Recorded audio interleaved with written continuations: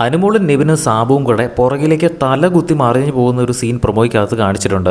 അവിടെ ശരിക്കും സംഭവിച്ചത് എന്താണെന്ന് പറയാം. ആര്യനും അനുമോൾക്കും സാബുവിനും ഒരു ക്യാപ്റ്റൻസി ടാസ്ക് കൊടുത്തിട്ടുണ്ട്.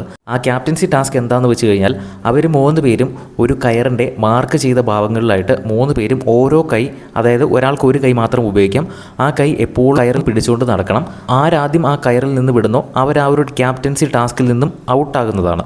ബാത്റൂമിൽ പോയാലും തുണി കഴുകാൻ പോയാലും പാത്രം കഴുകാൻ പോയാലും ഇവർ ഒരുമിച്ച് വേണം നടക്കാൻ. ആരാദ്യം കൈ വിടുന്നോ അവർ പുറത്താകും. ഈ കയറുമായിട്ട് 3 പേര് അടുക്കളയിൽ നിൽക്കുന്ന സമയത്ത് നെവിൻ അവിടെ നിന്ന് പാത്രം കഴുകുന്നുണ്ട്. അപ്പോൾ എങ്ങനെയാണോ എന്നറിയത്തില്ല, ആ കയറ് നെവിൻ്റെ ശരീരത്തിലേക്ക് കയറി ചെല്ലുന്നുണ്ട്. അതായത് നെവിൻ്റെ വയറിൻ്റെ ഫ്രണ്ടിലായിട്ട് ആ ഒരു കയറ് ലോക്കായി കിടക്കുന്നു. പക്ഷേ നെവിനോട് അത് എടുത്ത് മാറ്റി വിടാൻ പറഞ്ഞിട്ട് നെവിനാണെങ്കിൽ അനങ്ങുന്നില്ല, കേൾക്കുന്നില്ല. നെവിൻ പറയുന്നത് എനിക്ക് പാത്രം കഴുകാനുണ്ട്, ഞാൻ മൊത്തം പാത്രം കഴുകി കളഞ്ഞിട്ടേ ചെയ്യത്തുള്ളൂ എന്ന് പറയുന്നു. അപ്പോൾ അവർ കുറേ നേരം പറഞ്ഞു കഴിഞ്ഞപ്പോൾ നിനക്ക് എന്താ സൂക്കേടാണോ എന്നൊക്കെ അനുമോൾ ചോദിക്കുന്നുണ്ട്. പക്ഷേ ഏറ്റവും അവസാനം അവർ ആ കയറ് നെവിൻ തന്നെ എടുത്ത് മാറ്റാത്തതുകൊണ്ട് ബലം പ്രയോഗിച്ച് ആ കയർ വലിച്ചെടുക്കാൻ നോക്കുന്നു.